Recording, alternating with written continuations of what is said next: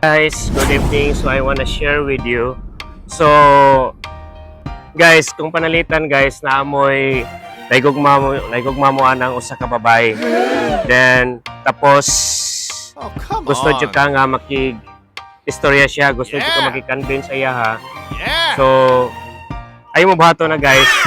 Kung pure ka nga lalaki, so dapat imo gina siyang i-convince kanang babae babae kay actually naigugma ka siya ha.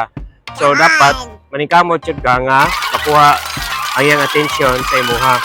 So yan lang guys, basta importante kung love mo siya, so dapat gagawa ka ng paraan para ma-convince mo siya, maakit mo siya, mahalin mo siya, then tapos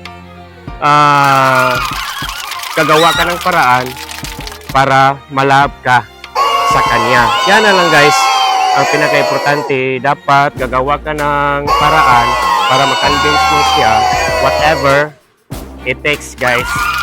So, yan lang. Naman yung ibang tao na igugma, tapos photobra sa istorya, photobra sa salita, then tapos walang execution, walang reaction.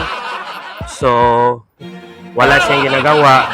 So, dapat gagawin natin ang lahat guys para maakit siya, mahalin ka niya.